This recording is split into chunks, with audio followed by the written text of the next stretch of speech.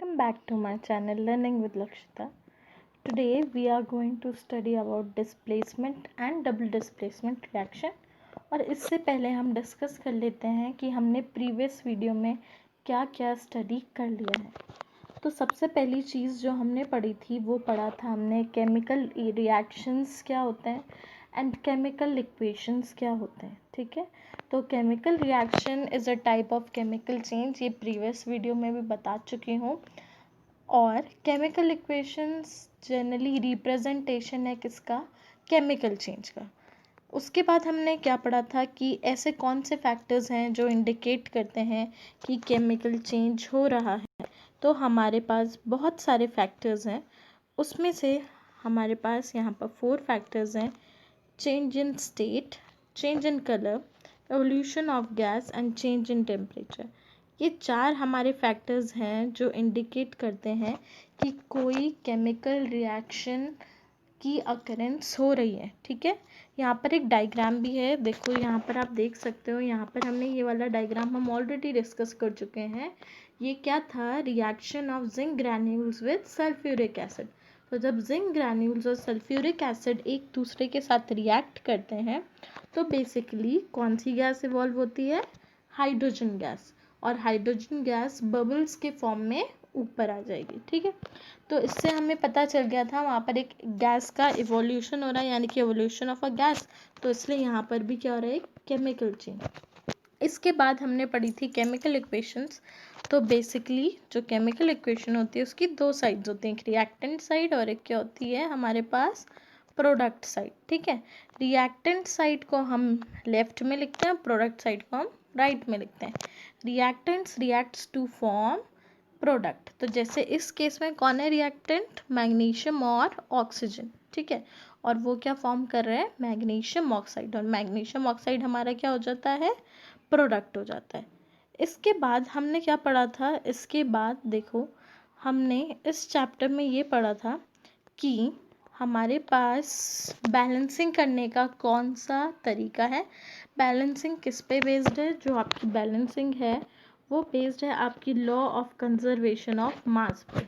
क्या बोला था law of conservation of mass ने, कि मास can neither be created nor be destroyed in a chemical reaction. ठीक है, इसका एक दूसरा मतलब क्या निकाला था हमने, कि the total number of atoms present of each element remain before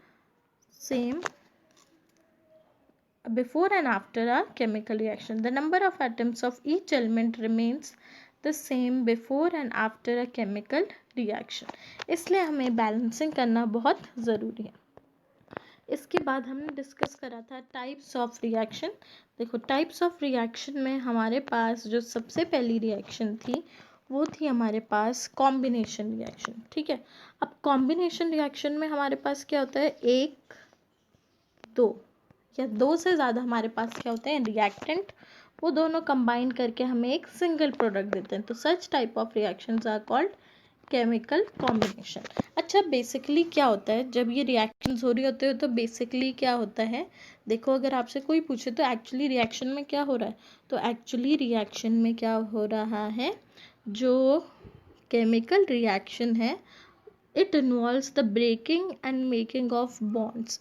ठीक है, यहाँ पर बॉन्ड्स बनते भी हैं और टूटते भी हैं। तो बेसिकली रिएक्शन कब होती है, या तो कोई नया बॉन्ड बन रहा हो और पुराना बॉन्ड टूट रहा हो। ठीक है, तब बनती है हमारी एक केमिकल रिएक्शन।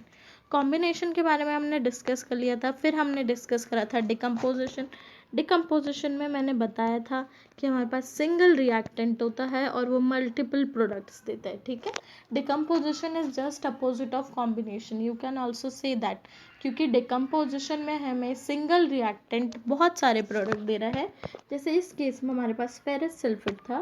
बेसिकली जब फेरस सल्फेट को हीट करेंगे तो हमारे पास 3 प्रोडक्ट आएंगे, कौन कौन से, ferric oxide, sulphur dioxide and sulphur trioxide. तो ये कौन सा रिएक्शन है, ये है डिकम्पोजिशन रिएक्शन। ठीक है, इसके बाद हमने डिकम्पोजिशन रिएक्शन में भी 3 मेथड्स पढ़े थे कि जिससे क्या होता है रिएक्शन कैन टेक प्लेस। देखो सबसे पहला मेथड था क्या, हीटिंग, यानी कि थर्मल डिकम्पोजिशन।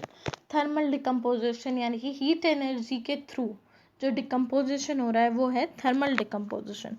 उसके बाद हमने जब दूसरी एक्टिविटी पढ़ी थी जिसमें हम पढ़े थे इलेक्ट्रोलिसिस ऑफ वाटर, ठीक है। तो इलेक्ट्रोलिसिस भी एक मेथड है डिकम्पोजिशन रिएक्शन का। इसके अलावा हमारे पास जो थर्ड मेथड था वो था थ्रू सनलाइट। सनलाइट में एक मेन एग्जांपल हमारे पास कौन सा आ जाता है, AgCl का, AgCl सिल्वर क्लोराइड, ठीक है। तो अब हम स्टार्ट करते हैं डिस्प्लेसमेंट रिएक्शन। डिस्प्लेसमेंट रिएक्शन में देखो अब बेसिकली यहाँ पर एक डायग्राम है, NCERT की बुक का डायग्राम है। हमारे पास टेस्ट ट्यूब है और टेस्ट ट्यूब के अंदर हमारे पास कॉपर सल्फेट सॉल्यूशन है, ठीक है। और कॉपर सल्फेट सॉल्यूशन कैसे कलर का होता है, ब्लू, बेसिकली ब्लू कलर का होता है। इसमें हमने थ्रेड की हेल्प से क्या बांध रखी है, 2 आयरन नेल्स हमारे पास, ठीक है। आयरन नेल्स को हमने किसकी हेल्प से टांग रखा है, थ्रेड की हेल्प से। अब जब थ्रेड की हेल्प से हमने इसे टांगा तो कुछ टाइम बाद हम क्या नोटिस करेंगे, देखो ये नोटिस करेंगे कि जब ये रिएक्शन को हमने थोड़ा 20 मिनट्स, अप्रॉक्सीमेटली 20 मिनट्स के लिए इसको अलग रख दिया, तो हमें फाइनल कंक्लूजन क्या मिला, फाइनल कंक्लूजन ये मिला हमें कि जो ग्रे नेल थी वो कैसी टर्न हो गई, वो हो गई ग्रेइश से रेडिश ब्राउन हो गई, ठीक है। और कॉपर सल्फेट में क्या हुआ, जो कॉपर सल्फेट का सोल्यूशन पहले ब्लू था वो चेंज होके कैसा हो गया हमारे पास, वो चेंज होके हो गया कलरलेस। तो यहाँ पर एक चेंज हुआ है, कौन सा चेंज, यहाँ पर हुआ है एक केमिकल चेंज।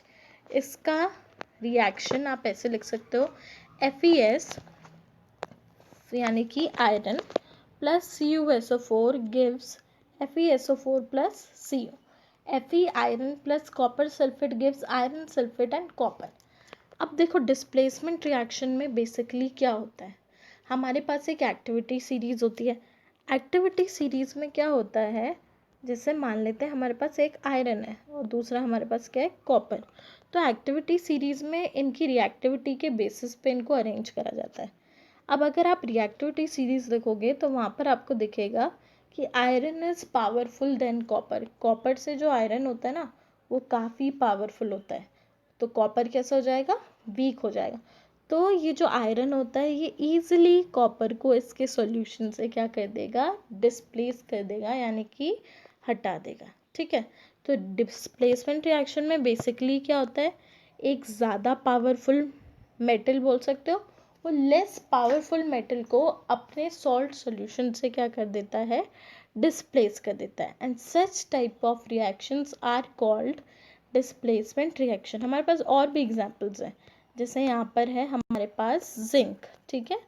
जिंक का रिएक्शन हमने कॉपर सल्फेट के साथ करवाया, तो जिंक तो कॉपर से पावरफुल है, तो जिंक ने कॉपर की जगह क्या कर ली, ऑक्यूपाई कर ली, और कॉपर अकेला रह गया, देख रहे हो यहाँ पर। सिमिलरली अगर आप लेड के साथ करोगे, लेड प्लस कॉपर क्लोराइड, तो लेड ने भी कॉपर को उसकी जगह से डिस्प्लेस कर दिया, यानी कि हटा दिया, और हमें क्या मिला, PbCl2 प्लस कॉपर। तो ऐसा होता है कुछ डिस्प्लेसमेंट रिएक्शन में, जो एक पावरफुल मेटल होता है वो लेस पावरफुल मेटल को क्या करता है, डिस्प्लेस। या फिर आप बोल सकते हो जो रिएक्टिव मेटल है वो थोड़ा लेस रिएक्टिव मेटल को क्या करता है, डिस्प्लेस। सो थैंक यू, आज की वीडियो में हम इतना ही पढ़ेंगे। अब नेक्स्ट वीडियो में हम डिस्कस करेंगे double displacement and redox reaction. Till then keep learning and keep growing. Thank you.